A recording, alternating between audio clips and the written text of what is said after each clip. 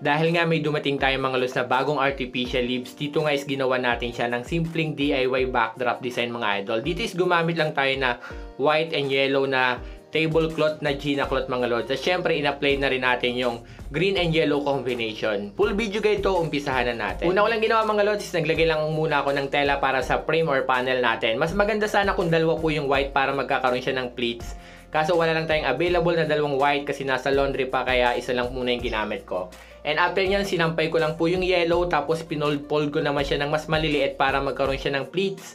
At para hindi po siya malalaglag, lalagyan lang natin siya ng pin bawat pleats. Or sa tingin nyo kahit mga 5 pin or 4 na pin, basta hindi lang po siya mahatak or malalaglag. And after natin malagyan siya ng pin, dito is tinalian ko siya ng tie wire. Nasa sa inyo kung gaano kataas, pwedeng mas mataas yung tali or pwede namang mas mababa. Depende sa pwesto. Yung sa atin is pinwesto natin sa gitna. At dahil nga sobrang haba ng yellow natin, dito is pinold ko lang siya paloob mga idol. At sa pinagtalian naman natin siya ng tie wire, dito is naglagay naman ako ng styrofoam mga lods para pagtutusukan natin ng mga artificial leaves and anahaw natin. Kung wala pala kayong anahaw na dry mga idol, pwede namang puro artificial leaves lang dito and artificial flowers. At dito nga sinunod ko na yung ating bagong artificial flowers mga idol na may green and yellow combination. At para naman mas buhay mga lods at may kapartner siya na kulay sa ating backdrop, isinunod ko naman yung yellow na kulay ng artificial leaves at naglagay na lang din ako ng available na roses natin. Dito ngay mixed lang siya ng malaki at maliit kasi yun lang din yung available natin na flowers. Sa ganito nga mga design mga lods, mas maganda kung marami talaga kayong artificial flowers or artificial leaves para buhay na buhay din yung pinaka backdrop design nyo. At sa ganitong ding design mga lods, mas maganda rin kung meron kayong mga garland balloons and tower balloons.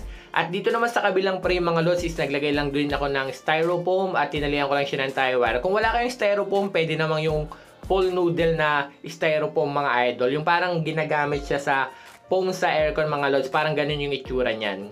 At dito is naglagay lang din ako ng anahaw leaves na dried, alternate lang mga idol. At yung pinaka yellow and green na ating artificial flowers or artificial leaves is alternate lang din. At may pagitan yan, sa pagitan naman is isinuksok ko naman yung yellow natin mga lods para mas buhay din yung kulay. At sa lahat nga ng mga artificial leaves na dumating or nakita ko ng personal, ito talaga dito ako talaga natutuwa kasi ang ganda talaga ng color combination ng yellow and green combination mga idol. Halos lahat naman magaganda, pero para sa akin itong style na to or yung pinaka-design na to, ito yung buhay na kulay mga lods at maganda sa mata, malamig lang siya sa mata mga idol. And after nga masuksok natin, dito is pwede na rin kayo mag-add ng mga artificial flowers kung meron kayong available, pero hindi na tayo nag-add kasi meron na tayo mismo sa pinakagilid sa may tela natin. At ito na yung simpleng backdrop design natin sa mismong gitna, sa pinakabakante. Pwede po kayo maglagay ng pangalan dyan, halimbawa yung mismong may birthday or debut or kasal mga idol. Dito is mamimili na lang kayo ng color combination ng cloth na gagamitin nyo at syempre artificial flowers na gagamitin nyo mga lods. Mas maganda to para mas buhay, mag-add kayo ng mga garland balloons and tower balloons magkabila. And pwede rin kayo maglagay ng Christmas light. Kung wala naman is pwede rin kayo maglagay ng LED lights para mas gumanda. Ito nga tinuturo natin is mga DIY backdrop design lang para mayroon din kayong idea. Sana nakuha nyo. Kung napabilis yung video, pwede nyo pong i-comment sa baba kung saan kayo nahirapan or saan part kayo gusto nyong matuto para dun po natin ipo-focus sa sunod nating upload mga idol yan. Follow for more at congratulations po sa lahat ng napili ngayong month. Huwag po kayong mag-alala, mamimili ulit tayo sa sunod na buwan, kaya huwag nyo kalimutang i-share. Hanggang dito na nga lang po. Maraming po salamat.